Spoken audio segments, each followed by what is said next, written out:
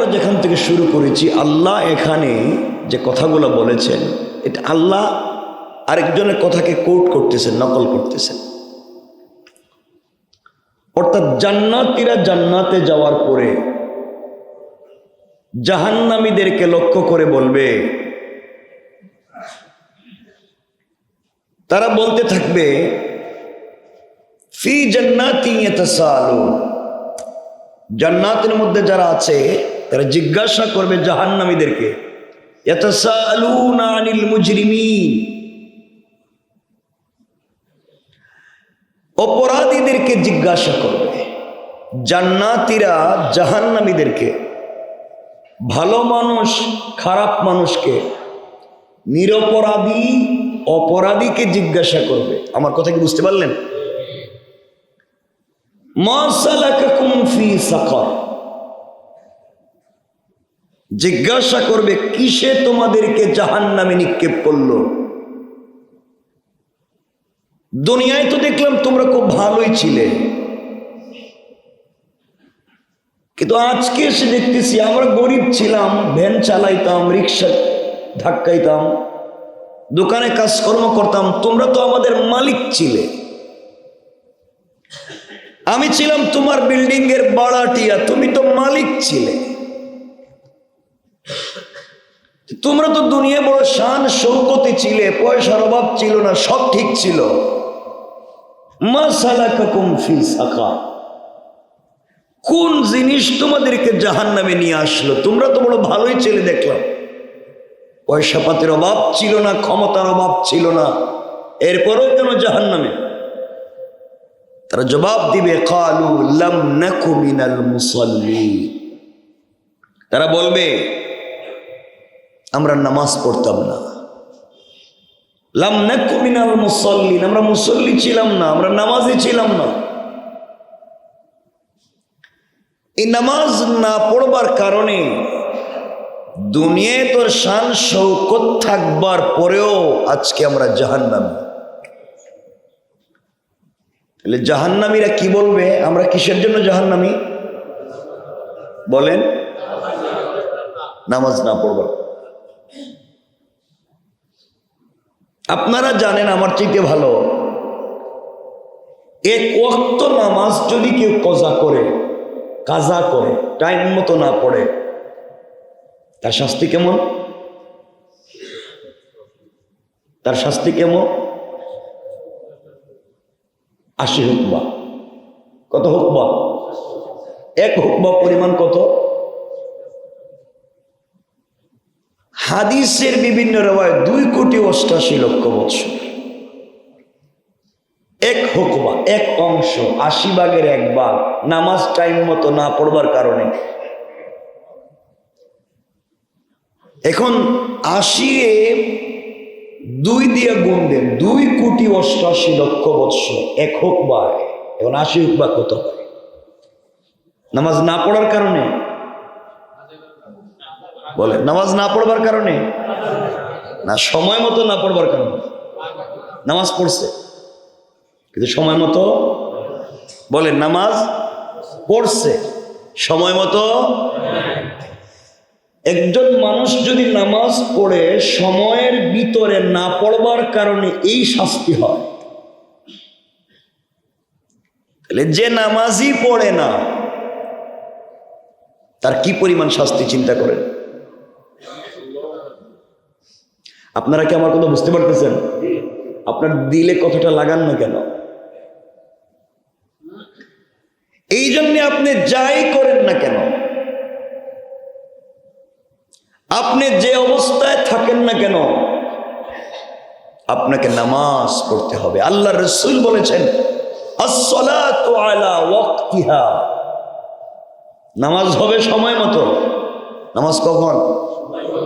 সবাই বলেন না, সময় মতো, ওয়াক্ত মতো। আমার মতো না ওয়াক্ত মতো?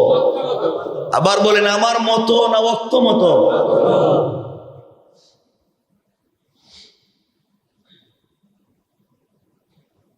আল্লাহ কোরআনে বলছেন,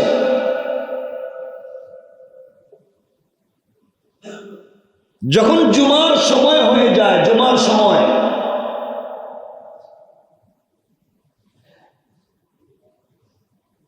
যখন জুমার টাইম হয়ে যায়, খুতবার সময় হয়ে যায়, তখন পৃথিবীর সকল কাজকর্ম হারাম। সকল কাজ বলেন কাজ। এখন আপনারা বলেন, আজানের পরে খুতবার সময় এই বাজারে, এই শহরে, এই ঢাকা শহরে রেস্টুরেন্ট খোলা থাকে না? বলেন না। যারা খোলা রাখে এরা মুসলিম না? যারা বসে খায় আড্ডা মারে মুসলিম না? এই জামাতের সময়, নামাজের সময় এই বাজারে, এই শহরের দোকান খোলা থাকে না? বিভিন্ন জাতের দোকান খোলা থাকে না? আল্লাহ বলছেন খোলা রাখা যাবে? বলেন যাবে না বন্ধ? আল্লাহ বলছেন বন্ধ, তুমি বললে আমি খোলা রাখবো। আল্লাহ বলছেন ব্যবসা বাণিজ্য হারাম, তুমি বললে আমি করলাম। তো বলেন আল্লাহ যা বললেন আমরা কি তা মানতে পেরেছি? এরপরে এসে আমি জামাত শেষ হয়ে গেল, আমি দাঁড়ালাম, সুন্নত পড়লাম, আরো 10 রাকাত নফল পড়লাম, আরো 20 রাকাত নফল পড়লাম, আরো তসবিহ পড়লাম, কোরআন শরীফ পড়লাম। আল্লাহ কয় শয়তান খবর কি, আমি এত নামাজ পড়তে তো কই নেই, আমি তো সময় মতো অল্প নামাজের কথা বলছিলাম, তুই সময় ছাড়া এত বেশি পড়লে কেন? কথা বলেন না কেন? সময় ছাড়া তুই এত বেশি পড়তে বলি নাই। আমি বলছি মসজিদে যখন নামাজ শেষ হয়ে যায় ফান্তাশিরু ফিল আরদ, তোমরা জমিনে বের হয়ে যাও। আমি বলছি নামাজ শেষ, তোমরা জমিনে যাও, কাজ কাম করে খাও। আর তোমরা নামাজের সময় কাজ করছো, এখন নামাজ শেষ, এখন মসজিদে কেন? কথা বলেন না কেন? আমার কথা কি বুঝেন আপনারা? আল্লাহ বলছেন নামাজ শেষ হলে জমিনে যাও, কাজ করো, পয়সা ইনকাম করো হালাল পথে। আর আপনি নামাজ শেষ হওয়ার পরে মসজিদে আসছেন, আল্লাহর কথার সাথে আমার কথার মিল হইল? আসতে বললেন যে মিল হয়েছে? মিল হয়। আমরা এমন হয়ে গিয়েছি, কিছু মানুষ শুধুমাত্র কেবলমাত্র সমাজে ফিতনা তৈরি করি, ফিতনা তৈরি করবার জন্য ফিতনা তৈরি করি। নিজে জানে না হাদিস কোরআন, নিজে জানে না মাসআলা মাসাইল, নিজে তো কিচ্ছু জানেই না, সমাজে বিভ্রান্তি তৈরি করে, ফিতনা তৈরি করে, সমাজের মানুষকে একেবারেই খারাপ পর্যায়ে নিয়ে যায়। নিজে পড়ে না নামাজ, নিজের বউরে রাখতে পারে না পর্দায়, নিজের বাচ্চাদেরকে দিতে পারে না দ্বীনের তালিম, নিজের মাথার উপরে কত সমস্যা, নিজে ঠিক মতো আল্লাহর ইবাদত করে না। কেমনে দুইজন দিয়ে মারামারি লাগায় দেওয়া যায়, কেমনে একটা সমাজে ফিতনা লাগায় দেওয়া যায়, কেমনে একটা সমাজকে ভেঙে দেওয়া যায়, কেমনে ফতোয়ার নাম করে সমাজকে ধ্বংস করে দেওয়া যায়, কেমনে আরেকজনের বিরুদ্ধে আরেকজনকে লাগিয়ে দেওয়া যায়, কেমনে গীবত শেখায়ত করা যায়, কেমনে ফেসবুক, ইউটিউব, কেমনে এই মেসেঞ্জার, হোয়াটসঅ্যাপে একজন আরেকজনের বিরুদ্ধে বিদ্বেষ ছড়াবে, এই চিন্তা নিয়ে যারা ব্যস্ত থাকে, এরা নামাজ পড়লেও এদের জন্মের মধ্যে আদর্শগত কোনো ভালো কাজ নাই। কারণ আল্লাহ রব্বুল ইজ্জত ওয়াল জালালের পরের শব্দ কি বলছেন? রব বলেছেন তোমরা জাহান্নামে আসছিলা কেন? 1 নাম্বার জবাব দিয়েছে আমরা নামাজ পড়তাম না। আমরা কি করতাম না? সবাই বলেন আমরা কি করতাম না? আর আমাকে কথা দেন, আমরা সবাই তো নামাজ পড়বো ইনশাআল্লাহ। সবাই একসাথে বলেন ইনশাআল্লাহ। সময় মতো নামাজ পড়বো। কোন মতো? সময় মতো নামাজ পড়বো ইনশাআল্লাহ। 2 নম্বর যে অপরাধের কারণে মানুষ জাহান্নামে যাবে, আল্লাহ জান্নাতীরা তাদেরকে জিজ্ঞাসা করবে, 1 নাম্বার বুঝলাম তোমরা নামাজ পড়ছো না, এজন্য জাহান্নামে এসো। আর কি? তারা বলবে ওয়ালাম নাকু নুতইমুল মিসকিন, আমরা অভাবীদের খাবার দিতাম না, আমরা গরিবদেরকে খাবার দিতাম না। দেখবেন এলাকায় একটা অনুষ্ঠান করেন, আপনার বাপ মারা গেছেন, আপনার মা মারা গেছেন, অথবা যে কোনো কারণে আপনি একটা অনুষ্ঠান করলেন, অনুষ্ঠানের নাম দিছেন, গ্রামগঞ্জে করে কাঙ্গালি বুঝ, গরিবরে খাওয়াবে। এলাকায়ও বিভিন্ন, ঢাকা শহরেও বিভিন্ন অনুষ্ঠান করে গরিব অসহায়দেরকে খাওয়াবে। এই নাম করে ঘরের ভিতরে নিয়ে এসি রুমে যাদেরকে খাওয়ায় একটাও গরিব লোক, কথা বলেন না কেন? এই ধান্দাবাজি কেন? আপনার নাম দিয়েছেন গরিবরে খাওয়াইবেন, গরিবের নাম করে এতগুলো খাবার বানাইছেন, কিন্তু এসি রুমে নিয়ে ঘরের ভিতরে যাদেরকে লাইন ধরাইয়া বস স্যার বলে খাওয়াইলেন, একটাও কি গরিব মানুষ না ধনী মানুষ? কথা বলেন। তাহলে নাম দিছেন কি আর করলেন কি? এরপরেও দেখবেন গরিবরা যদি তখন খাইতে যায়, গ্রামগঞ্জে দেখবেন তাদেরকে বাড়ির সামনে উঠানে ভাঙ্গা প্লেটে দিয়ে দেখো, এখানে কথা বলেন না কেন? এই শহরের গরিব মানুষ যখন খাইতে যায়, কয় তোদেরকে কইছে কেন? দেখোস না বস আসছে, ভিতরে মানুষ বসা, বাইরে থাক, দাঁড়ায় থাক। কথা বলেন না কেন? কোরবানির সময় বসের বাসায় গরুর রান পাঠাইয়া দেয়, মায়ের বাসায়, বোনের বাসায়, বাবার বাসায়, তার মেয়ের বাসায়, মেয়ে কুরবানি দিছে দুইটা, তার বাড়িতে রান পাঠায়। আর যাদের জন্য কুরবানি করলো, কয় না এবার কুরবানি করছি গরিবরে দেওয়ার জন্য, কিন্তু গেট লাগাইয়া রাখে, গরিবরে দুতলা তাকে 1 পিস 2 পিস করে কুরবানির গোশত দেয়। তাহলে এগুলা দেওয়া না শয়তানি করা? এই সমস্ত শয়তানি নাফরমানি বদমাইশি করেও কিছু লোক আল্লাহর ঘরে এসে ভাব ধরে বসে থাকে, আমি সব জানি। তারা ইসলাম এবং মুসলমানের বিরুদ্ধে কুৎসা রটনা করে। রব বলেছেন তারা যতই ভাব ধরুক না কেন, এরা হচ্ছে এই জামানার সবথেকে বড় টাটকা নির্ভেজাল মুনাফিক। ঠিক না? তুমি কার নাম করে বানাও আর কারে খাওয়াও? তুমি নাম দিছো একটা, করছো আরেকটা। আল্লাহর কাছে তারা ওই দিন জবাব দিছে, আমরা জাহান্নামে আসছি, ওয়ালাম নাকু নুতঈমুল মিসকিন, আমরা অভাবীদেরকে খাবার দেই না, অভাবীদেরকে খাবার দেই না। এই জন্য আল্লাহ আমাদেরকে অভাবীদেরকে খাবার দেওয়ার তৌফিক দান করো। সবাই তো আমরা বলি ভালো মানুষ, আল্লাহর রাসূল নিজে পেটে পাথর বেঁধে আরেকজনকে খাওয়াইছে। আল্লাহর রাসূলের সাহাবীরা যুদ্ধের ময়দানে রক্তাক্ত হয়ে আহত হয়ে পড়ে রয়েছেন, 1 গ্লাস পানি চাইছেন, আমাকে 1 গ্লাস পানি দাও, একটু পানি পান করো। একজন পানি নিয়ে গিয়েছে, এই যে তোমাকে পানি দিলাম। দূর থেকে আওয়াজ এসেছে, আমার পানি লাগবে। এই আহত ব্যক্তি বলতেছে, ভাই আমার চাইতে মনে হয় ওই ভাইয়ের পানি দরকার, তার কাছে নিয়ে যাও, আমারে দরকার নাই, আগে তারে দেও। আল্লাহু আকবার। তার কাছে গিয়েছেন, পানি দিবেন, সে হাতে পানি নিয়েছে, হয়তো পান করবে। আওয়াজ আসছে যে ওই যে পাশে আরেকজন বলতেছে, আমি মরে যাচ্ছি, পানি লাগবে। উনি বলতেছে, ভাই আমার দরকার নাই, তুমি ওর কাছে নিয়ে যাও। এইভাবে ঘুরতে ঘুরতে ঘুরতে ঘুরতে ওই বেচারা যখন প্রথম জনের কাছে আবার আসছে, সে দেখে উনি শহীদ হয়েছেন, দ্বিতীয় জন শহীদ হয়েছেন। মৃত্যু পথ যাত্রী হয়েও আরেকজনকে সহযোগিতা করার চেষ্টা করেছেন। আর আমরা আজকালকে যা পাই, আমারে দেও, আমারে দেও, আমারে দেও, পাবলিক থেকে নিয়ে আপনাদের রাস্তায় বৈশা যায় বিক্রি করার জন্য। কথা বলেন না কেন? সব জায়গায় তো সমস্যা। যার একমাত্র কারণ আমাদের ভিতরে আল্লাহর ভয় নাই, কিয়ামতের দিন জবাব দিতে হবে, কোনো চিন্তা নাই। আচ্ছা, 2টা পাইলাম। 1 নম্বর কি? আমার সাথে কথা বলেন। 1 নম্বর নামাজ পড়তাম না।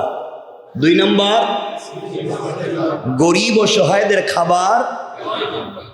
অথচ আল্লাহ রাসূল বলছেন, আতঈমুত তুআম, যার ঘরে খাবার নাই তারা খাবার দাও। 3 নম্বর কি?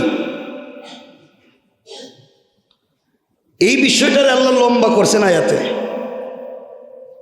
এবং এই বিষয়ের সাথে আরেকটা আয়াত নিয়ে আসছে, মানে কতটা দরকারি। এরপরে তাদেরকে জিজ্ঞেস করছে, আর কি অপরাধ করছো? 2টা পাইলাম, নামাজ পড়ছো না আর গরিবরে দিছো না, তাই জাহান্নামে স্থায়ী। আসাদ্দু ওয়াবকা, তাদের শাস্তি কঠিন এবং চিরস্থায়ী। কোন কারণে? 1, নামাজ না পড়বার কারণে। 2, গরিবরে। আপনারা আমার কথাটা কেমনে নেন আমি জানি না। আপনারা গরিবরে দেওয়া বলতে মনে করছেন মনে শুধু গরিবরে দেওয়া। দেখেন তো, আপনার 50 লাখ টাকা দামের এসি গাড়িতে আপনি বসে আছেন, গাড়ি জেমে পড়ে গিয়েছে ধুলাই খালে, মতিঝিলে, শাপলা চত্বরে বা যে কোনো জায়গায় পল্টনে আমাদের আশেপাশে কোথাও গাড়ি জেমে পড়ে আটকা পড়ে গিয়েছে, আপনি গাড়িতে বসা, 50 লাখ টাকা দামের গাড়ি, আপনার গাড়ির গ্লাসের সামনে একজন বিকলাঙ্গ প্রতিবন্ধী এসে বলছে 2টা টাকা দেও। তোমার 50 লাখ টাকা দামের গাড়ির গ্লাস খুলতে পারলে না 2 টাকা দিতে, তুমি 2 টাকা দেওয়ার জন্য গাড়ির গ্লাস খুলতে পারলা না, তুমি কেমনে পাবলিকের হক আদায় করবা? আল্লাহর রাসূলের কাছে কেউ চাইলে নিজের কাছে না থাকলে সাহাবীদের কাছ থেকে ঋণ করে এনে দিতেন, যদি আমি কিছু দিতে পারি। কারণ আপনি মনে করতেছেন মনে হয় আপনি পয়সাওয়ালা, এজন্য এটা মনে করবেন না, আমার কথাটাকে বুঝবেন আল্লাহর ওয়াস্তে। আপনি পয়সাওয়ালা এই জন্য আপনার কাছে আসেনি, বরং হয়তো এই ফকির আল্লাহর কাছে বলছে আল্লাহ আমার কিছু পয়সা লাগবে, আল্লাহ দেখাইয়া দিয়েছেন ওর কাছে যা, আমি তো ওরে পয়সা দিছি। আল্লাহ হয়তো দেখাইয়া দিয়েছেন তুই আমার কাছে চাইছস, আমি তো সরাসরি তোর হাতে দিতাম না। ও 50 লাখ টাকা দামের গাড়ি দৌড়ায়, পয়সা আমি ওরে দিছি, তুই ওর কাছে চা। আপনার চিন্তা করা দরকার, এত কোটি মানুষ থাকতে ফকির আমার কাছে চায় কেন? অন্যের কাছেও তো চাইতে পারতো, আমার কাছে চাইলো কেন? হয়তো বাবার নাম খুশি হয়ে ওর দিলে ঢুকাইয়া দিয়েছেন, এই জন্য আমার কাছে চাইছে। আর আপনি ভাব ধরে বসে থাকলেন যে দিতাম না, কিয়ামতের দিন আল্লাহ বললো আমিও তোরে জান্নাত দিতাম না। দেখি কেমনে যা।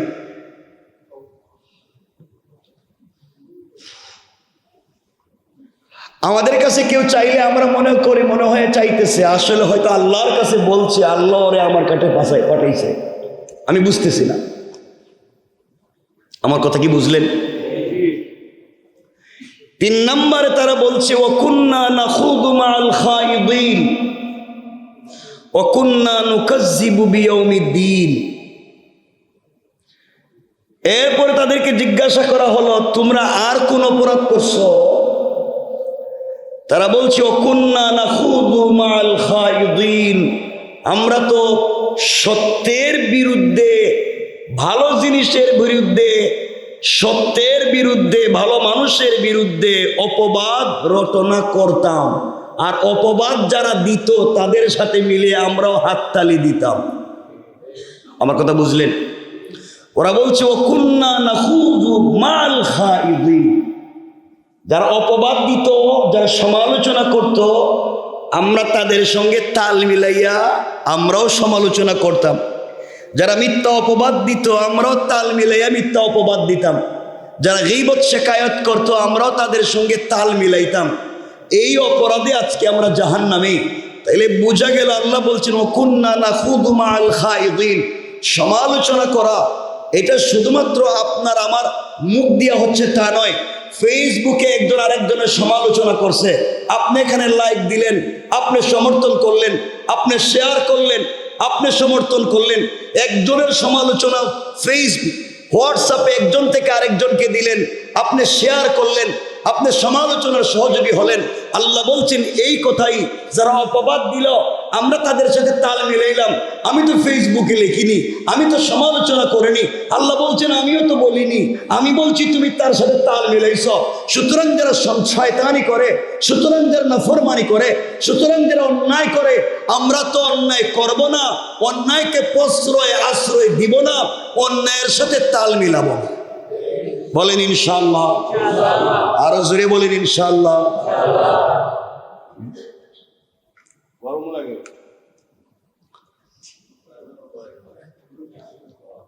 মাঝে মাঝে দিয়ে এটা দিয়ে না, শুন মানুষ বেশি তো এই জন্য মাঝে মাঝে দিয়ে সাউন্ড বেড়ে যাবে। তাহলে আমার কথা কি আজকে বুঝতে পারতেছেন? আমি এভাবে কথা বলতেছি, জাহান্নামীরা জাহান্নামে যাবে। 1 নম্বর নামাজ পড়তো না, 2 নম্বর গরিবদের দান করতো না, 3 নম্বর কাম কি? কথা বলেন না কেন? অপবাদকারীদের সঙ্গে তাল মিলিয়ে অপবাদ দিত, মিথ্যা রটনা করতো, মিথ্যা কুৎসা রটনা। নামাজ আল্লাহর হক, নামাজ কার হক? চাইলে মাফ করে দিতে পারেন না? আল্লাহ তুমি আমার সম্পদ দিছিলা, আমি যা দিছ আমি তো কিছু খরচ করছি, সব দিতে পারি নাই, হয়তো উত্তর দেওয়ার সুযোগ আছে। কিন্তু বান্দার হক হলো আমি যে আরেকজনের বিরুদ্ধে মিথ্যা অপবাদ দিলাম, সাক্ষী দিলাম, গীবত করলাম, শিকায়েত করলাম, এর হিসাব আপনি কি দিয়ে দিবেন? এই জন্য এই জায়গায় আল্লাহ বলছেন, এই জায়গায় কোনো মানুষ জান্নাতে যেতে পারবে না। কারণ আল্লাহ রাসূল তার জিন্দগিতে কোনো মিথ্যা অপবাদকারীকে আশ্রয় প্রশ্রয় দেন নাই, তার সাহাবীরা এগুলা করেন নাই। আর আজকালকে মিথ্যা অপবাদ দেওয়া, গীবত শিকায়েত করা, এটা আনন্দ করে কুরমা পোলাও খাইয়া মানুষ এক জায়গায় গল্প করে আরেকজনের মিথ্যা অপবাদ দেয়। কথা বলেন না কেন? এগুলো আমাদের কালচারে পরিণত হচ্ছে। আর কি তোমাদের অপরাধ, শাস্তি কি? অপরাধ কি? তারা বলছে অকুন্না নুকাজ্জিবু বিয়াউমিদ্দিন, আমরা কিয়ামতের দিনকে বিশ্বাস করতাম না, মনে করতাম দূর এগুলা কিছু হবে না, কি হুজুররা ওয়াজ করছে, সত্য হইতে পারে, মিথ্যা হইতে পারে। এই জন্য আজকে আমরা বলি, আজকে তোমরা কি পাইছো? হাত্তা আতানাল ইয়াকিন, আজকে এসে দেখলাম নিশ্চিত যা হুজুরেরা বলছিল সবকিছুর মুখোমুখি এখন হইছি, কিন্তু এই সময়ে কেউ আমাদেরকে সুপারিশ করতেছে না। আল্লাহ বলছেন ফামা তানফাউহুম শাফাআতুশ শাফিঈন, এমন এক বিপদে পড়ছি এই সময় সুপারিশকারীদের কোনো সুপারিশ তাদের কাজে আসবে না। এখন কেউ দেখি আমাদের পক্ষে নাই, কোনো নেতাও নাই, কোনো লিডারও নাই, কেউ নাই, সব দিকে আমাদের কাছ থেকে দূরে সরে গিয়েছে, কেউ আমাদের কাছে আসে না। এইগুলা তারা বলতে থাকবে, এগুলাই বলতে থাকবে, কারণ যার কথায় তুমি অন্যায় করছো আল্লাহ বলছেন হেও নাই, যারে মনে করছো সুপারিশ করবে আজকে এও নাই। তুমি আসো, তুমি তোমার হিসাব দাও। এখন বলেন তো, হিসাব আমাদেরকেই নিজেকে নিজে দিতে হবে না অন্য কেউ দিবে? আমার হিসাব কি আমার বাপ দিবে না আমি দিব? মুরিদের হিসাব মুরিদ দিবে না পীর সাহেব দিব? কথা বলেন না কেন? মুরিদেরকেই দিতে হবে, পীরেরই তো খবর নাই। কিয়ামতের দিনে আল্লাহ রাসূল তার মেয়েকে বলছেন ইয়া ফাতিমা আনকিজি নফসাকে মিনান নার, ও মা তুমি তোমাকে জাহান্নামের আগুন থেকে বাঁচাইও। আমি বাপ, বিশ্বনবী সরকারে কায়নাত, আল্লাহর বন্ধু, আমি বাপ, এই পরিচয় দিলে কবরেও তোমারে কেউ চিনবে না, এই পরিচয় দিলে আখেরাতেও চিনবে না। তাহলে আল্লাহ রসুল যদি তার মেয়েকে বলেন মা আমাকে আমার পরিচয় দিয়ে লাভ নাই, নিজে নিজের চরিত্র ঠিক করো, নিজে নিজের আদর্শ ঠিক করো। আমি জানতে চাই আপনারা যারা এখানে মুসল্লিরা বসে রয়েছেন, আমি যদি কিয়ামতের দিন বলি আল্লাহ আমি তো এদের ইমাম সাহেব ছিলাম, আমারে মাফ করে দাও, আপনারা যদি বলেন হুজুর উনি আমাদের ইমাম সাহেব ছিল আমাদেরকে মাফ করে দাও, কাজ হইব নি? বলেন কাজ হবে? পরিচয় চিনবে না, পীর সাহেব পরিচয়, ওই দিন পীররে পাইবে কই? পীরই তো পাইবেন না, আশেপাশেও পাইবেন না। কারণ যেখানে নবীরা বলতেছে রব্বি নফসি, আল্লাহ আমারে বাঁচাও, আমারে বাঁচাও, মানুষেরা গিয়ে আদমরে বলবে আপনি একটু সুপারিশ করেন, তিনি বলবেন আমি না, ইব্রাহিম বলবেন আমি না। যেখানে নবীরাও সুপারিশ করতে সাহস পাবেন না, এখানে আমি আর আপনি পারবো? একটু বলেন না। আমার কথা বিশ্বাস হয় নাই? বিশ্বাস না হলে একটু হাত তুলে দেখান যে আমার বুঝে ধরে নাই, যে আমার বুঝে ধরছে না কম্পিউটার। সমাজ তো নিকৃষ্ট হয়েছে, কথাগুলো দিল দিয়ে শোনেন। এই কাজগুলো আমরা এইভাবে ঘটাচ্ছি, সমাজকে কত নিচে নামিয়ে দিয়েছি। আমাদের দিলের ভিতরে মানুষের প্রতি মায়া দয়া বলতে কিচ্ছু নাই। কথা বলেন না কেন? আজকালকে কে কাকে মারলো, কে কারে কুপাইলো, এগুলা ডাল ভাত। এই যে আমরা দেখলাম গত 2 দিন আগে চট্টগ্রামের আদালত চত্বরে রাষ্ট্রপক্ষের একজন আইনজীবী, আমি কতগুলো মাঠে ময়দানে বলেছি, রাষ্ট্রপক্ষের একজন আইনজীবী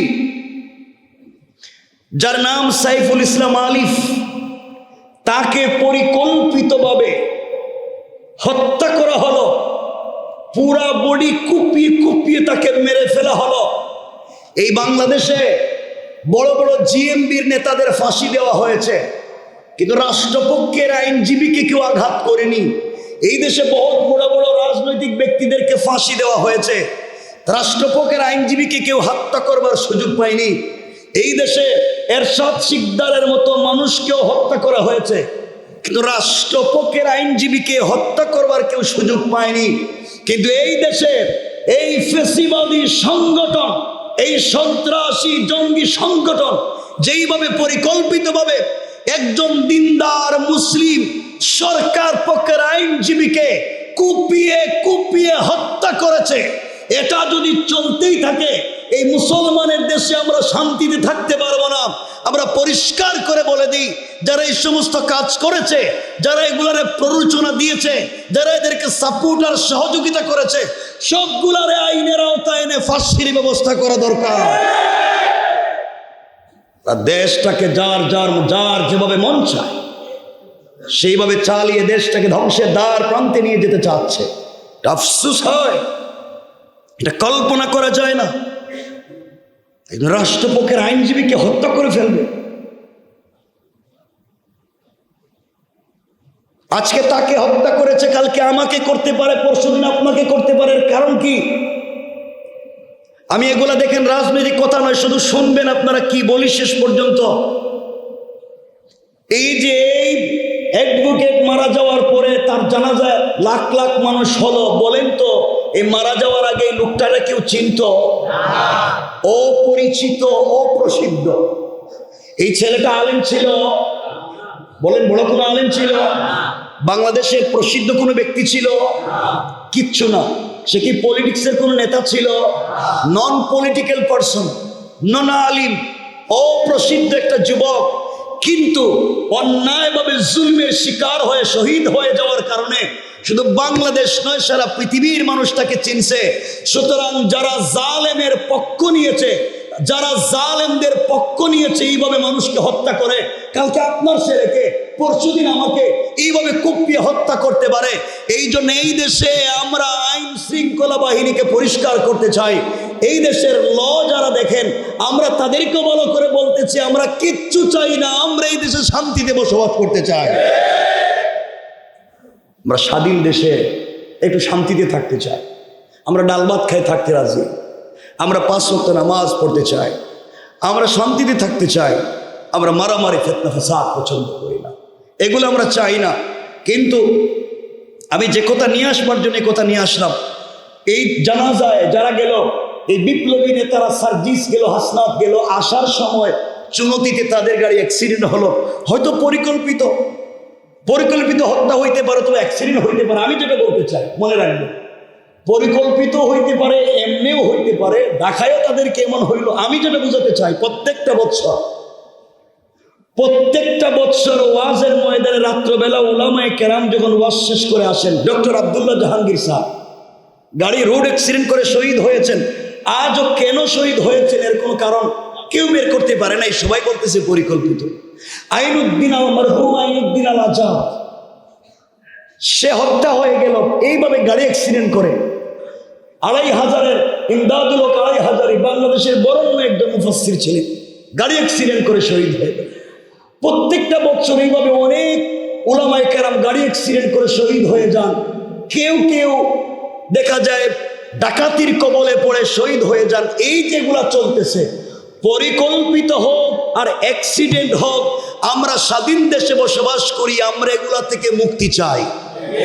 যারা এগুলা করে, এগুলার সাথে জড়িত, তাদেরকে আইনের আওতায় এনে স্বাধীনভাবে আমাদেরকে বসবাস করার সুযোগ দেওয়া হোক। সকলে বলেন, আমরা এই কথা আওয়াজ তুলতে পারবো তো ইনশাআল্লাহ? আল্লাহ আমাদেরকে হেফাজত করুক, বলেন আমিন। কারণ এই যে এতগুলা কথা বললাম, এতগুলা কথার পিছনে একটা সূত্র হলো, যেই বেচারা নামাজ পড়ে না, আল্লাহকে ভয় করে না, রসুলকে ভালোবাসে না। যেই বেচারা এতিমকে দেয় না, সে আল্লাহকে ভালোবাসে না, রসুলকে মহব্বত করে না। যেই বেচারা গীবত শিকায়ত করে, সে আল্লাহকে ভালোবাসে না, রসুলকে মহব্বত করে না। যেই বেচারা কিয়ামতের দিনকে বিশ্বাস করে না, সে আল্লাহকেও ভালোবাসে না, রসুলকে ভালোবাসে না। সুতরাং জান্নাতে যেতে হলে এই ভালোবাসাটুকুন লাগবে। লাগবে কি লাগবে না? আওয়াজ করে বলেন, লাগবে কি লাগবে না? লাগবে। দেখেন তো রসুল কেমন ছিলেন সমাজে, রসুল কেমন ছিলেন দেখেন। আমরা খুব দূরে যাব না, খুব বড় কোনো কথা বলবো না। রসুল কেমন ছিলেন পাবলিকের সাথে। আমি বড় হুজুর হয়ে গেলে পাবলিকের সাথে মুসাফা করি না। মহানাকে তো তুমি কিসের বড় হুজুর? তুমি আল্লাহ রসুলের চাইতে বড়?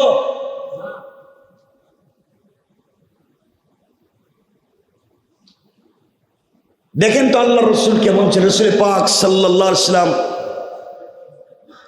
বুঝবেন, রসুল মদিনার মসজিদের খতিব, মদিনার মসজিদের ইমাম, মদিনার রাষ্ট্রের প্রধান, যুদ্ধের সেনাপতি, এত বড় একজন দায়িত্বশীল বের হয়েছেন মদিনার বাজারে। আল্লাহ হাদিসের কথা, রসুল বের হয়েছেন কোথায়? মদিনার বাজারে। দেখুন তো কি করেন তিনি পাবলিকের সাথে। আমার মুসলমান বন্ধুগণ, গভীর মনোযোগ। আল্লাহ রসুল সাল্লাল্লাহু আলাইহি ওয়াসাল্লাম ঘর থেকে বের হলেন, মদিনার বাজারের দিকে ছুটলেন, বাজারে পৌঁছে গেলেন। বাজারে গিয়ে দেখেন, বাজারে যাওয়ার পরে দেখেন একজন কালো সাহাবী গোলাম, একজন কালো সাহাবী গোলাম গ্রাম থেকে এসেছে কিছু সবজি নিয়ে, ক্ষেতের কিছু সবজি নিয়ে বাজারে এসেছে। কলা পাতার মধ্যে বা এমন কোন জিনিসের মধ্যে তাজা তাজা সবজিগুলা রেখে বিক্রি করতে চায়, কিন্তু কালো মানুষ হওয়ার কারণে কুচকুচে কালো, কেউ তার কাছে হয়তো আসে না, সবজিগুলাও নিয়ে যায় না। এভাবেই চিল্লাচ্ছে 1 টাকা অথবা 2 টাকা, 1 দিরহাম 2 দিরহাম, 1 দিনার 2 দিনার করে চিল্লাচ্ছে, কেউ নিতে আসে না। আমি শুধুমাত্র বুঝাচ্ছি আমাদের আদর্শটা কেমন হওয়া চাই। আল্লাহ রসুল কত বড় লিডার। আল্লাহ রসুল সাল্লাল্লাহু আলাইহি ওয়াসাল্লাম দেখলেন এই কালো সাহাবীর কাছে কেউ যায় না, কেউ তার কাছ থেকে নেয় না। কালো বসে আছে কলা পাতার মধ্যে বা কোনো পাতার মধ্যে বসে বসে বিক্রি করে, কেউ জিনিস নেয় না। আল্লাহ রসুল আস্তে আস্তে ওই ব্যক্তির কাছে পৌঁছে গেলেন। আকায়ে নামদার, তাজদারে মদিনা, সরকার দু আলম বিশ্বনবী রসুল পাক সাল্লাল্লাহু আলাইহি ওয়াসাল্লাম আস্তে আস্তে ওই কালো সাহাবীর কাছে গিয়ে তার পায়ের সঙ্গে পা লাগিয়ে বসে পড়লেন মাটির মধ্যে। আল্লাহু আকবার। তার পায়ের সঙ্গে পা লাগিয়ে বসে পড়লেন। হাতটা ওই কালো গোলাম, কালো কৃতদাস সাহাবীর বগলের ভিতর দিকে ঢুকাই আল্লাহ রসুল পিছন দিক থেকে 2টা হাত দিয়ে তাকে জড়িয়ে ধরলেন। জড়িয়ে ধরে বলছেন, ও মদিনার বাজারের মানুষেরা শোনো, আমার এক বন্ধু গ্রাম থেকে এসেছে, আমি শহরের বন্ধু, আমার গ্রামের বন্ধু। আল্লাহু আকবার বলেন। অথচ আল্লাহ রসুলকে সে হয়তো কোনোদিন সরাসরি সামনাসামনি এভাবে ধরতে পারে নাই। আল্লাহ রসুল সাল্লাল্লাহু আলাইহি ওয়াসাল্লাম কোনোদিন হয়তো তাকে এভাবে ধরেন নাই। দেখেন আমার রসুলের আদর্শ কেমন। জড়াইয়া ধরলেন আর বলেন, ও মদিনার মানুষেরা, আমার এক বন্ধু গ্রাম থেকে এসেছে, কিছু তাজা সবজি নিয়ে এসেছে, শহরের বন্ধুর বাজারে এসেছে। আমিও বন্ধুর পাশে বসে গেলাম, কার কি লাগবে নিয়ে যাও। আল্লাহর রসুল যখন এই কথা বলে বসে পড়লেন, যেই বেচারার সারা দিন চলে গেল কেউ নেয় না, আল্লাহর রসুল বসে যাওয়ার কারণে একজন সাধারণ কৃতদাসকে জড়িয়ে ধরে নিজের বন্ধু বলে পরিচয় দেওয়ার কারণে 1 মুহূর্তের ভিতরে ডাবল দামে তার সবজিগুলো বিক্রি হয়ে যায়। চিন্তা করেন রসুলের আদর্শ কেমন ছিল। কি আদর্শ নিয়ে তিনি তাকে জড়িয়ে ধরলেন, কি আদর্শ নিয়ে মানুষের সঙ্গে মেলামেশা করতেন। সাহাবী চোখের পানি ছেড়ে দিলেন আর বললেন, ইয়া রাসূলুল্লাহ, আপনি আমাকে আজকে যে সম্মানিত করলেন বন্ধু বলে, আসলে কি আমি আপনার বন্ধু? আমি জানতে চাই। আল্লাহ রসুল বলছেন, তুমি কালো হতে পারো, তোমার পরনের জামা ময়লা হতে পারে, তোমাকে দেখতেও সুন্দর লাগতে পারে, কিন্তু তোমার দিলের ভিতরে আল্লাহর মহব্বত, আমি রসুলের ভালোবাসায় ভরা। এই জন্যে আমি সাক্ষ্য দিলাম, তুমি যদি এই ভালোবাসা নিয়ে মরে যাও, আমার হাত ধরে জান্নাতুল ফিরদাউসে চলে যাবে। সাহাবী ডাক দিয়া বলছেন, ইয়া রাসূলুল্লাহ, আপনি আমাকে আরেকটু জড়াইয়া ধরে, যতদিন বেঁচে থাকবো আপনার এই জড়িয়ে ধরার মহব্বত আর ভালোবাসা দিলে থাকবে। ইয়া রাসূলুল্লাহ, আজ আপনি আমাকে যত সম্মানিত করলেন, আল্লাহ তাআলা আপনাকে আসমান জমিনে দুনিয়া আখিরাতে সম্মানিত করুক। আল্লাহ রসুল সাল্লাল্লাহু আলাইহি ওয়াসাল্লাম বললেন, আমি যে তোমাকে আগে চিনতে পারলাম না, আগে পরিচয় দিতে পারলাম না, বাজারে যদি আগে এসে দেখতাম তোমার কষ্ট কম হইতো। এই জন্য কিয়ামতের দিন আল্লাহর আদালতে আমার বিরুদ্ধে তুমি কোনো নালিশ করবে না। আল্লাহু আকবার। চিন্তা করেন তোমার আমার রাসূলের চরিত্রটা কেমন ছিল, আমি এতটুকুনি বুঝাইতে চাই। কতটুকুন মনে রাখবেন আল্লাহর রাসূল কেমন ছিলেন, আমি আরো সামনে দিয়ে কথাগুলো নিয়ে আসতেছি। এই জন্য আমার মুসলমান বন্ধুগণ যে কথা বলতে চাই, আল্লাহর রাসূল সাল্লাল্লাহু আলাইহি ওয়াসাল্লাম কই সাহাবী বলছেন, ইয়া রাসূলুল্লাহ, শুধুমাত্র আমার সবজি বিক্রি হওয়ার জন্য হয়তো আপনি পলিসি করে আমার সবজিগুলা বিক্রি করাইয়া দিলেন গরিব মনে করে। সত্যি যদি আমার বন্ধু, আপনি যদি আমার বন্ধু হন, আমি যদি আপনার বন্ধু হই, তাহলে আমার হাতটা ধরেন তো। আপনার বড় বড় সাহাবী আবু বকর, ওমর, উসমান, আলী আছে, এদের সামনে আমাকে নিয়ে বলেন তো এই যে আমার বন্ধু। আল্লাহু আকবার। এদের সামনে কি বলবেন কেন আপনার বন্ধু তো আবু বকর, আপনার বন্ধু আমার, এদের সামনে কি আমাকে বন্ধু বলবেন? আল্লাহর রাসূল সাল্লাল্লাহু আলাইহি ওয়াসাল্লাম কথাটা শুনলেন, তার কপালে চুম্বন করলেন, জড়িয়ে ধরলেন, হাত বগল তলায় নিয়ে আমরা যেভাবে বন্ধুর হাত এদিকে ধরে ধরে এভাবে হাঁটি হেঁটে হেঁটে যায়, আল্লাহর রাসূল এই কালো কুচকুচে এই গোলাম কৃতদাসের হাতটা বগল তলায় ধরলেন, আর বাজারের এই মাথা থেকে এই মাথা পর্যন্ত যেতে লাগলেন, আর বললেন, শোনো মদিনার মানুষেরা, তোমরা দেখে যাও আমার গ্রাম থেকে আমার বন্ধু এসেছে। এই যে আমার বন্ধু মদিনার বাজারে সবজি বিক্রি করতে আসে, আগামীতেও যদি আসে বন্ধুর চেহারা দেখে রাখো। আমার বন্ধু মনে করে তোমরা তার কাছ থেকে সবজি কিনে নিবা। আল্লাহ রাসূল কথা বলে চলে গেলেন। পুরা বাজারের মানুষ এই কুচকুচে কালো কৃতদাসকে জড়িয়ে ধরছে, তার কপালে চুম্বন করে তাকে বুকের সঙ্গে জড়ায়।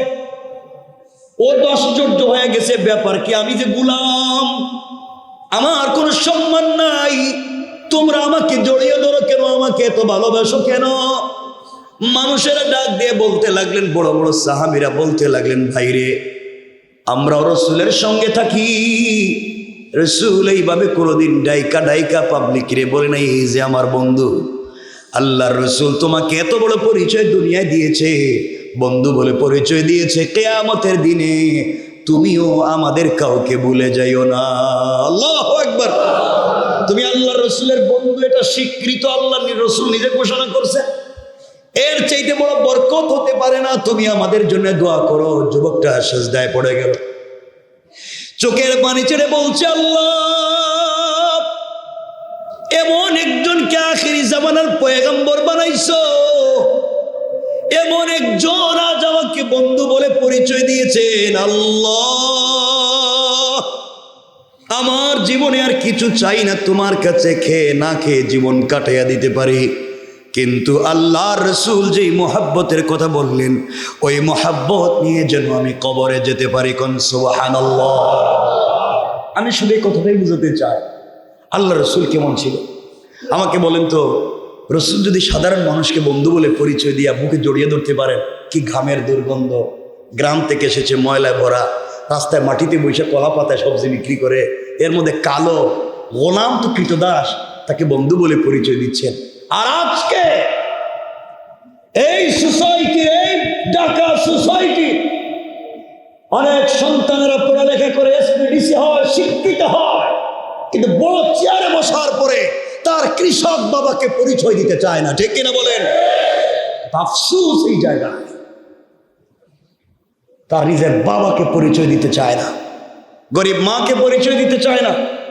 বাবা গ্রাম থেকে কষ্ট করে সন্তানের অফিসের সামনে রাত দিন দাঁড়িয়ে সন্তান দেখতেছে সিসিটিভিতে তার বাপ, কিন্তু পরিচয় দিতে চায় না, কারণ বাপ লুঙ্গি পরে আসছে, আমার চেয়ারে কেমনে বসবে? তুমি গোলাম, বাপ বাপই হয়। আল্লাহর পরে এই পৃথিবীতে যার মর্যাদা সে মার বাপ। আল্লাহর পরে যদি কাউকে ইহসান করতে হয় মার বাপ। আল্লাহর পরে যদি কারো শুকরিয়া আদায় করতে হয় মার বাপ। আমি বলছি, কোরআনে আল্লাহ বলছেন, ওয়াবিল ওয়ালিদাইনি ইহসানা, আমাকে রব মানলে ইহসান করতে হবে মা বাপের। আমার যদি শুকরিয়া আদায় করো, শুকরিয়া আদায় করতে হবে মা বাপের।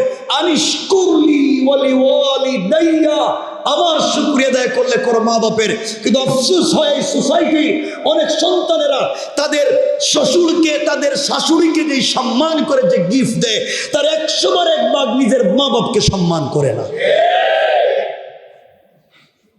কত নিচে নেমে গেছে আমরা। কিসের তোমার সালাত, কিসের তোমার জান্নাত,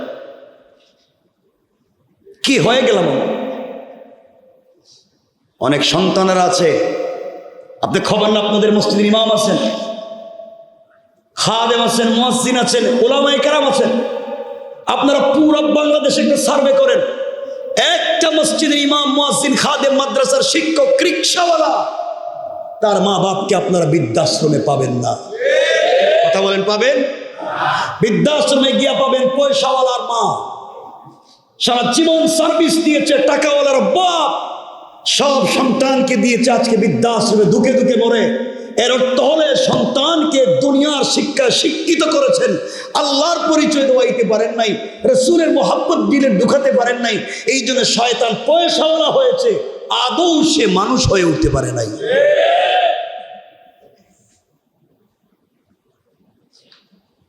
কত সন্তান দেখবেন এই বৃদ্ধাশ্রমে কাজ করে, জিজ্ঞাসা করবেন বাপ আমরা একবার গেলাম ইন্টারভিউর জন্য, একটা ছেলে প্রতিবন্ধী, সে বৃদ্ধাশ্রমে কাজ করে, তো জিজ্ঞেস করলাম তুমি কাজ করো কেন? তুমি তো প্রতিবন্ধী। আমার ঘরে আমার মা আছেন অসুস্থ, আমার চাইতে অসুস্থ, ওই মাকে খাওয়ানোর জন্য আমি এখানে আসছি। চিন্তা করলেন, প্রতিবন্ধী ছেলে বৃদ্ধাশ্রমে কাজ করে মাকে ভালো রাখবার জন্য, আর শিক্ষিত ছেলে কোটি টাকার মালিক হইয়া ভালো বিছানায় থাইকা মা বাপরে বৃদ্ধাশ্রমে পাঠায়। আল্লাহ এদের উপরে লানত করুক, বলেন আমিন। এই জন্য 2 হাত জোর করে বলছি, দরকার হলে আপনাদের পা গুলা দেন, আমি আপনাদের পায়ে হাত রেখে বলি, আর যাই করেন বাবা, সন্তানদেরকে মানুষ বানান, আল্লাহর ওয়াস্তে মানুষ বানান, আল্লাহর ওয়াস্তে সন্তানদের প্রতি মা বাপের যে কি, মা বাপ যে কি জিনিস, আল্লাহ রাসূল কি জিনিস, এটা শিক্ষা দেন, এটা শিক্ষা দেন। সারা জীবন সন্তান সন্তান করলেন, কত মা বাপ আছেন আজকে কষ্ট পাচ্ছেন শুধু ঘরের ভিতরে সন্তানের কারণে ঠিক মতো ঔষধ না দেন। মা বাপ অসুস্থ হলে বাইরে নিয়ে যায় না, প্রত্যেক সপ্তাহে শুক্রবার বৃহস্পতি নিজের বউরে লইয়া পুরা ঢাকা শহর ঘুরে রেস্টুরেন্টে খায়, কিন্তু মা বাপের এগুলা কপালে নাই। আহা, এগুলা বললে তো আপনারা কষ্ট পাবেন জানি, তো আমার কি, আমার আর কি, আমি কষ্ট পাইবেন তো আইতাম না, কিন্তু আমি তো কথা বলতেছি শুধু ভালোবাসার কারণে। আমরা সবাই জান্নাতে যেতে চাই, সবাই একসাথে জান্নাতে যেতে চাই। কোন বিবেকে তুমি মা বাপকে কষ্ট দাও? কোন বিবেকে মা বাপকে কষ্ট দাও? এই বাপ, আমরা হাদিস এই দেখেনি, কথা আরেকদিকে চলে গেলে আমার মূল আলোচনা চলবে না। এই বাপ, আমরা বলি কোরআনে হাদিসে রাসূল বলছেন মায়ের অধিকার কয়টা? কয়টা? কিন্তু বাপের অধিকার বলছেন একটা। আরে তুমি তো হাদিসের অর্থই বুঝো নাই, হাদিসের অর্থ বুঝো নাই। আল্লাহ বাপের কি অধিকার দিবেন? মা পেটে রাখছেন সন্তানকে 10 মাস 10 দিন, আর এই সন্তানকে পুরা মৃত্যু পর্যন্ত বাপ পিঠে রেখে রেখে বড় করেছে। ঠিক না? বাপ সারাদিন গাধার মতো কাজ করে নিজে না খেয়ে সন্তান রেখা, পুরা পরিবার, একজন পুরুষ মানুষ সারাদিন গাধার মতো কাজ করে, পকেটে পয়সা, নিজে খায় না, কারণ তার এক চোখে কেরিয়ার, আরেক চোখে পরিবার, 3 নম্বর কোনো চোখ নাই যে নিজের দিকে তাকায় দেখবে যে আমি ঠিক আছে কিনা। সে নিজের দিকে তাকায় না, আমার ঘরে না আমার সন্তান আছে, আমার মা বাপ আছে, এই করতে করতে পরিবার পরিবার পরিবার পরিবার পুরা জিন্দগি শেষ করে দিল, নিজের দিকে তাকাবার সময় পায়নি। কেমনে তুমি সেই মা বাপকে কষ্ট দাও? আমার তো বুঝে ধরে। যুবকেরা, তোদেরকে বলছি, আমার মতো হতবাকা হয় না। আল্লাহ আমার দুনিয়ায় ডাল ভাত খাওয়ার ব্যবস্থা দিছে, কিন্তু আফসোস আমি এই সময় আমার বাপকে পাই নাই। আমি পারলাম না সেই বাপকে এই সময় পাইতে। 2012 সালের 10 ফেব্রুয়ারি শুক্রবার বাবা ইন্তেকাল করলেন। এই যে কষ্ট জমাট হয়ে গেল, কসম আল্লাহ পাকের, আল্লাহর ঘর মসজিদে বলছি, আজও আমি সেই কষ্টে ভুলতে পারলাম না।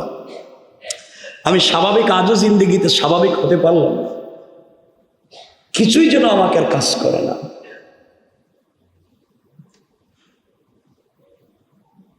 এজন্য আল্লাহর ওয়াস্তে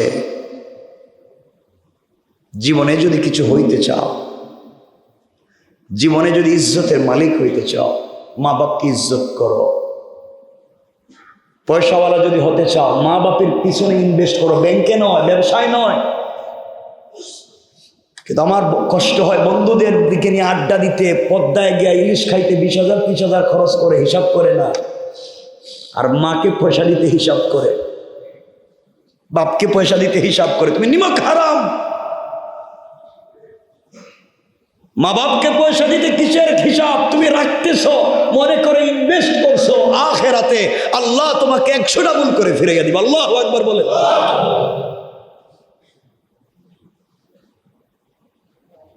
কেন বাবা এগুলো করো?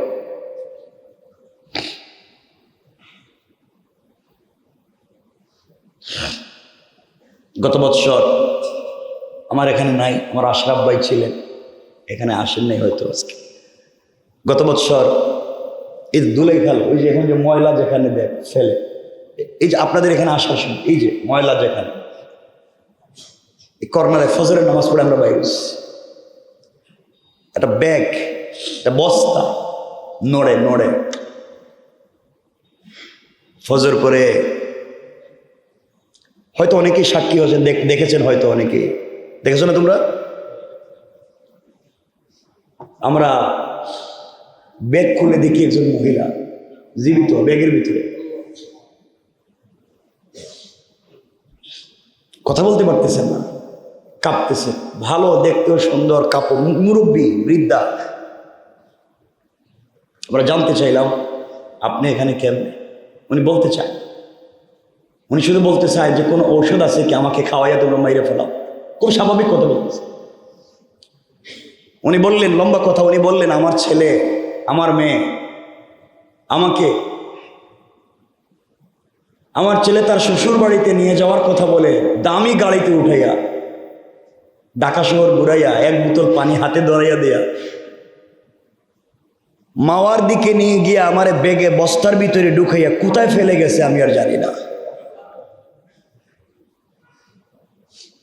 আমার অপরাধ ছিল, আমি শুধু বলছিলাম বাবা তোমরা আমার বৃদ্ধাশ্রমে দিও না, আমি তোরে পেটে রাখছি, আমি তোর সাথে থাকতে চাই।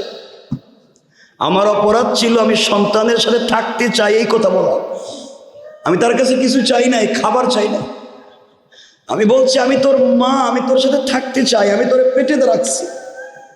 এই অপরাধী আমাকে ফেলে দিয়ে গেছে, আমাকে তোমরা মেরে ফেলো, আমার সন্তান আজ আমাকে চিনল না, এই পৃথিবী আমি বেঁচে থেকে লাভ কি? কেমন জানি আজকে আমরা হয়ে গিয়েছি। এই জন্য আল্লাহর ওয়াস্তে মা বাপকে কষ্ট দিও। আমার জীবনে জানা কত ঘটনা আছে, এগুলো বললে তো আপনারা কষ্ট পাবেন। এই ঢাকা শহরে মা বাপের সঙ্গে কত খারাপ আছে। এমনও সন্তান আছে এই ঢাকা শহরে মাকে 2 তলা থেকে লাত্তি দিয়ে বিস্তারে ফেলায় দিস, ডাক্তারের কাছে নিয়ে গিয়ে বলতে ডাক্তার যত পয়সা লাগে আমি দিব, ইঞ্জেকশন দিয়ে বাপকে মাইরে ফেলাও, আর ভাল লাগে না। অত সন্তান পড়ালেখা করলো কেমনে, বড় হইলো কেমনে? সবই তো মায়ের কারণে, সবই তো বাপের কারণে। এই জন্য আল্লাহর ওয়াস্তে মা বাপকে কষ্ট দিও না। দুনিয়ায় যদি কে কুচি পেতে চাও, মা বাপকে কষ্ট দিও না। এমন সন্তান আছে তার স্ত্রীর কথা শুনে মাকে রাত্রবেলা, বাপকে রাত্রবেলা বালিশ চাপা দিয়ে হত্যা করে, মা মারা গিয়েছে, কেউ মেরে ফেলতে ডাকাতি হয়েছে, এগুলো বলে চালিয়ে দেয়। ঠিক কিনা বলেন?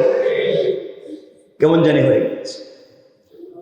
আল্লাহ আমাদের সবাইকে হেফাজত করুক, বলেন আমিন।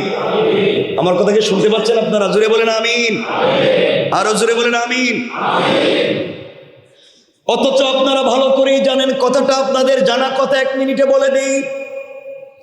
আপনি যত বড় বুজুর্গ হন না কেন, আপনি যা কিছু হন না কেন, মা বাপ যদি আপনার জন্য দোয়া করে দেয়, মা বাপ যদি আপনাকে বদদোয়া করে দেয়, আপনি জাহান্নামে যাবেন, দুনিয়ায় বেইজ্জত হবেন। আপনি যদি ইন্তেকালের আগে দুনিয়ায় কোনোদিন বেইজ্জত হন, শুধু পিছনে খুঁজবেন কোন দিন মা বাপের সঙ্গে খারাপ আচরণ করছেন। আমি আপনাদেরকে সূত্র বলে দিলাম গণিতের মতো, যদি দুনিয়ায় চলার পথে আপনি বেইজ্জত হন, পিছনে খুঁজবেন কোন দিন মা বাপের সঙ্গে অন্যায় আচরণ করছেন। আমি এক এক মিনিট করে আপনাদেরকে দুটা ঘটনার দিকে নিয়ে সংক্ষেপ করতে চাই, কথা যেহেতু মনে হয়ে গেল। বনি ইসরাইলের একজন বুজুর্গ, যার নাম ছিল জুরাইজ, 24 বুজুর্গ, মুস্তাজাবুদ দাওয়া, হাত উঠালে যার দোয়া কবুল হয়ে যায়।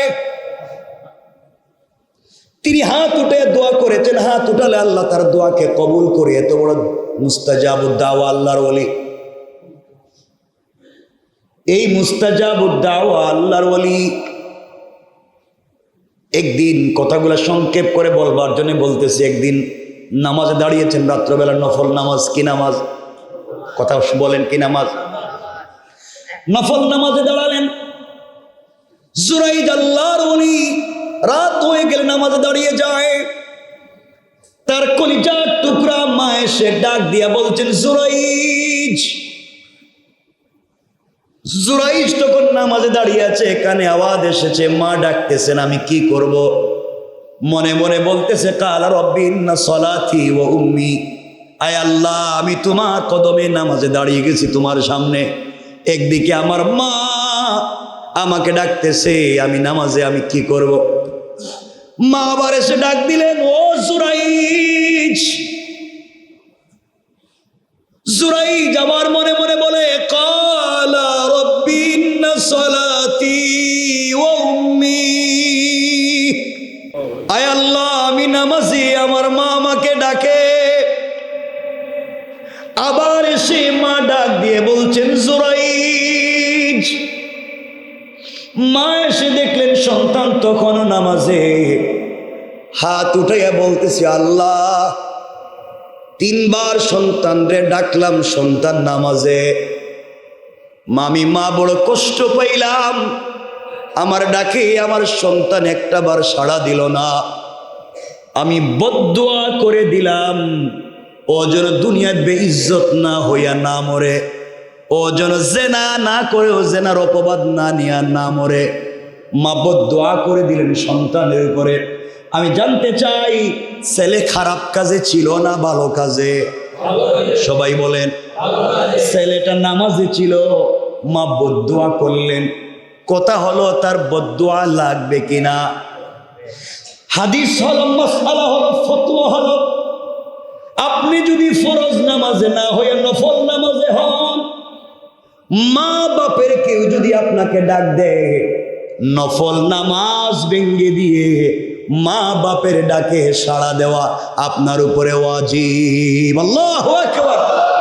আল্লাহ বলছেন, বান্দা তোর বাপ ডাকছে, ভাঙ নামাজ, আমার নামাজ আবার পড়বে, কিছুক্ষণ পরে পড়বে, আগে মায়ের ডাকে যা, তো তোর বাপ ডাকছে, আগে যা, বাপের কথা শোন, নামাজটা পড়ে পড়। আল্লাহু আকবার বলেন না?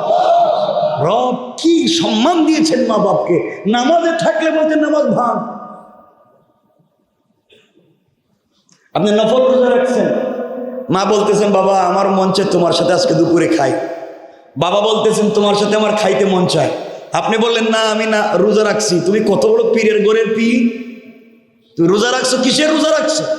মা বলছেন খাও, আল্লাহ রসুল বলছেন তোমার জন্য রোজা ভেঙ্গে মা বাপের সঙ্গে খেতে বসা তোমার উপরে ওয়াজিব। আল্লাহু আকবার বলেন। কি সম্মান দিলেন মা বাপকে, চিন্তা করেন তো। আপনাদের কষ্ট হচ্ছে নি? কর্তৃপক্ষ বলছেন আমি একটু দেরি করার জন্য। আপনাদের কষ্ট না হলে আমি কয়েক মিনিট বলতে পারি, কারণ আমার নির্ধারিত সময় আছে, আমার বলার টাইম অনেক উপরে এখনো বাকি আছে। কষ্ট হচ্ছে না তো? দেখেন প্লিজ, আমি ভালো লাগার জন্য বলতেছি না, আমরা আমল করব ইনশাল্লাহ। না আল্লাহ, কথাগুলো শুনেন। মা বাবার কথা উঠছে তো, আমি সংক্ষেপ করে বলে দিচ্ছি, আয়াতের সঙ্গে মিলে আমি। আমার বন্ধুগণ, কথাগুলো দিল দিয়ে শুনেন। জুরাইজ নামাজে ছিলেন, মা বদদুয়া করলেন, কিছুদিন পরে মা ইন্তেকাল করলেন। জুরাইজ এত বড় ইবাদত করে পুরা দেশের মধ্যে যার সম্মান আর সুনাম, তার জামানায় তার চাইতে বড় আলেম পৃথিবীতে আর নাই। কত বড় আলেম! তাকে এলাকার সকল মানুষ মিলে, মোহাব্বতের মানুষ, মুরিদিন মুহিব্বিন মিলে চমৎকার একটা ঘর বানিয়ে দিয়েছে, জঙ্গল এবং মাঠের মধ্যখানে একটা বাড়ি বানিয়ে দিয়েছে। মুরিদেরা মিলে, মোহাব্বতের ভালোবাসার মানুষ মিলে হুজুরে বানিয়ে দিছে।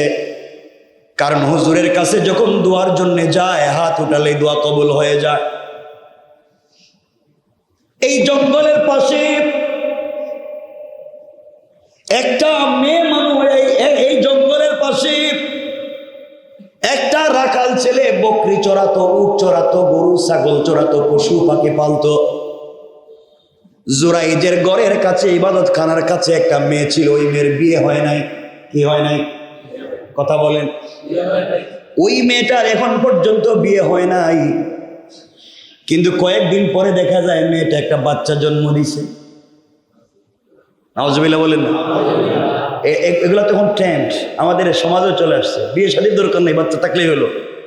আমি ওদিকে আলোচনা যাব না।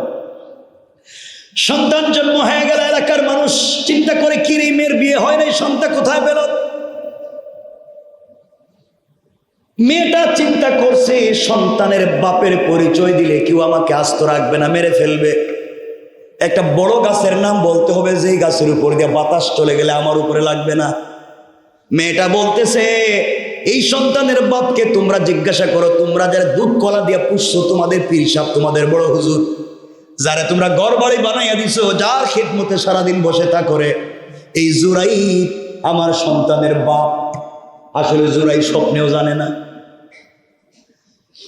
এই কথা। যেই কথা সেই কাজ। এলাকার মানুষ এসে জুরাইজকে বলছে, হুজুর, পীর সাহেব, আপনি আমাদের এলাকার সম্মানিত মানুষ, আপনি কি করলেন? আপনি এইভাবে একটা মেয়েকে বিয়ে না করে জেনা করলেন। তিনি আল্লাহর নামের কসম করে বলছেন, আমি এই কাজগুলো করি নাই। কিন্তু কে শুনে কার কথা? মেয়েটা তো সত্যি বলে দিয়েছে। সংক্ষেপ করে বলি, এই কথার কারণে মানুষ জুরাইজের হাত পায়ে দড়ি লাগাইয়া রাস্তার ভিতরে টানে, ঝাড়ু দিয়া পিটায়। এতদিন পর্যন্ত যাকে মাথার উপরে নিয়ে সম্মান দিছে, এই মানুষগুলাই তাকে বেইজ্জত করে রাস্তা দিয়ে হাঁটায়। লাঞ্ছনার একবার নিম্ন পর্যায়ে পৌঁছে গিয়েছে। জুরাইজের শরীর থেকে চামড়া ফেটে ফিনকি দিয়ে রক্ত পড়ে যায়। জুরাইজ মুস্কি মুস্কি হাসে আর পড়ে আলহামদুলিল্লাহ। পাবলিক চিন্তায় পড়ে গিয়েছে, এত আঘাত করলাম, নির্যাতন করলাম, হাসে কেন? হাসে কেন জানতে চাই। সবাই কয়েকদিন নির্যাতন করে অসুস্থ হয়ে গিয়েছেন, থামায়া দিলেন। কয়েকদিন পরে জিজ্ঞাসা করে, হুজুর, এত নির্যাতন করলাম, মারলাম, আলহামদুলিল্লাহ বলেন কেন? জানতে চাই। জুরাইজ বলে, তাহলে শোনো, এই সন্তানের বাপকে, তাকে তোমরা জিজ্ঞাসা করো, সন্তানকে জিজ্ঞাসা করো, ওই কথা বলবে। এলাকার পাবলিক বলছে, হুজুর, সন্তানের বয়স তো মাত্র 3-4 দিনে কমনে কথা বলবে। জুরাইজ আবার সিজদায় পড়ে আল্লাহকে ডাক দিয়া বলছে, আল্লাহ, জীবনে অপরাধ করেছি, গুনাহ করেছি, অনেক করেছি, এটা সত্য, কিন্তু তুমি যে আমার রব, এটাও সত্য। আল্লাহ, আমি কি অপরাধ করছি আমি জানি, যে জন্য আজকে আমার এই শাস্তি। কিন্তু আল্লাহ, বেইজ্জত হয়ে গেলাম, এবার সত্যটা বাইর করে দেও। যুবক বলতেছে, এলাকার মানুষেরা, বাচ্চাটার জিজ্ঞাসা করো তার বাপকে। এলাকার সকল মানুষ মিলে ছোট্ট বাচ্চারে জিজ্ঞাসা করে, 3-4-5 দিনের বাচ্চা, বলো তোমার বাপকে। এমন সময় আমার আল্লাহ এই ছোট্ট বাচ্চার জবান খুলে দিয়েছে। ছোট্ট বাচ্চা চিৎকার করে বলছে, এলাকার মানুষেরা, আমার বাবা জুরাইজ না, আমার বাবা এই আল্লাহওয়ালা বুজুর্গ না। এই বুজুর্গ যেই বাড়িতে থাকে, তার পাশে একটা মাঠ আছে। এই মাঠে একজন ছাগল রাখাল আছে, বকরি রাখাল আছে। ওই রাখাল আমার মায়ের সঙ্গে জেনা করছে, ও আমার বাপ। এই আল্লাহর ওলি আমার বাপ না। সবাই হাওমাও করে কাঁদতেছে, পীর সাহেবের কাছে কান্না করে। তিনি বলেন, আমার কাছে কান্না করে লাভ নাই, তোমাদের কোনো দোষ নাই, দোষ আমার। হুজুর, আপনি কিছু না করে আজকে এত বড় লাঞ্ছিত হয়ে গেলেন, চলার পথে আমরাও লাঞ্ছিত হয়ে যাই কিছু না করে। আল্লাহ ইজ্জত কেমনে দেয় দেখেন। এবার জুরাইদ বলতেছে, শোনো, আজ থেকে অনেক দিন আগে আমি নামাজে ছিলাম, আমার মা আমারে ডাক দিয়া বলছে, জুরাইদ যেদিকে আসো। আমি নফল নামাজে ছিলাম, নামাজ ভেঙ্গে মায়ের ডাকে সাড়া দেওয়ার কথা ছিল, দেই নাই। আমি ঠিকঠাক মতো নামাজ আদায় করছি, এরপরে মায়ের শিওরে গিয়েছি, মা রাগ করে আমার জন্য বদদুয়া করলেন। কারণ মা বাবার মুখ থেকে বদদুয়া হোক, দোয়া হোক, বের হয়ে গেলে আল্লাহর দরবারে কবুল না হয়ে ফিরে না। ধনুক থেকে তীর ছুটে গেলে যেভাবে ফিরিয়ে নিয়ে আসা যায় না, বন্দুক থেকে গুলি বের হয়ে গেলে যেভাবে আর ঢুকানো যায় না, মা বাবার মুখ থেকে দোয়া হোক, বদদুয়া হোক, বের হয়ে গেলে আল্লাহর দরবারে কবুল না হয়ে ফিরে না। আমার মা আমার জন্যে বদদুয়া করেছে, মায়ের কথা শুনি নাই, নামাজে ছিলাম, এই জন্যে আজকে মা বদদুয়া করে বলছিলেন জিনা না করেও যেন জিনার অপবাদ পাই, এই জন্য আজকের এই ঘটনা। লম্বা ঘটনা, সেদিকে যেতে চাই না, শুধু বুঝাতে চাইলাম মায়ের কথা, বাবার কথা নামাজের ভিতরে যদি ডাক দিয়ে শোনা ওয়াজিব। আল্লাহর ওলি না শুনবার কারণে আজকে কেমন শাস্তির মুখোমুখি, এই কথা এজন্য বোঝাতে চাইলাম। চলার প্রতি কোনোদিন আমরা সে নাফরমানি করব। আপনারা আরো জানেন একজন কলিজার টুকরা রাসূলের প্রিয় সাহাবী, যার নাম আলকামা। আপনারা জানেন ওই আলকামা রাসূলের কলিজার টুকরা সাহাবী। সে আলকামার ইন্তেকালের সময় কলিমা নসিব হয় না, মুখ দিয়া পানি পড়ে। কালিমার তালকিন দিচ্ছেন সাহাবীরা, জবান দিয়ে কালিমা পড়তে পারে না। সাহাবায়ে কেরাম এসে বলছেন, ইয়া রাসূলুল্লাহ, আলকামার তো সাকারাত হয় কিন্তু কালিমা পড়তে পারে না। আল্লাহর রাসূল নিজেই হাজির হয়ে কালিমার কথা বলছেন, আলকামা কালিমা পড়ো। আল্লাহর রাসূল নিজে হাজির হলেন, কিন্তু আলকামার জবান দিয়ে কালিমা আসে না। আল্লাহর নবী বুঝতে পারলেন আলকামার কোন জায়গায় গলত আছে, ভুল আছে। আলকামা আমার সাহাবী, বড় কোনো ভুল করতে পারে না। কি হলো? মাকে ডাক দিয়া বলছেন, মা,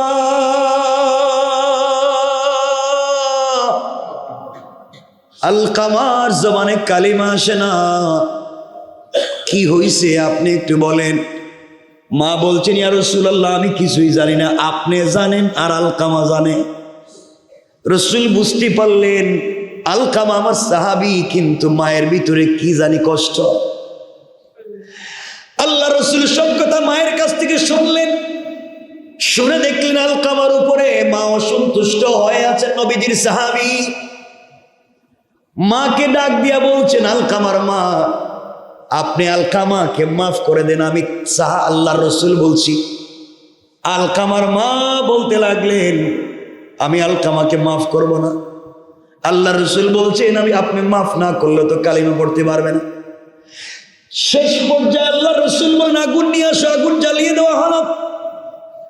সাহাবায়ে কেরাম বলছেন, আলকামাকে ধরো, এইভাবে আগুনে ফেলে দাও, আলকামা জ্বলে যেন ভস্ম হয়ে যায়, তাকে মরার পরে জাহান্নামে জ্বলবার দরকার নাই। আলকামাকে আগুনে ফেলে দেওয়া হবে। মা চিৎকার করে বলছেন, ইয়া রাসূলুল্লাহ, 10 মাস 10 দিন পেটে রাখছি, আমার চোখের সামনে সন্তানকে আগুন দিয়ে জ্বালাবেন, সহ্য হয় না। সন্তান যত ব্যথা কষ্ট দিয়ে থাকুক, এই মুহূর্তে আমি মা আলকামার উপরে খুশি হয়ে মাফ করে দিলাম। সাথে সাথে আলকামার জবানে কালিমা জারি হয়ে গেল। সুবহানাল্লাহ।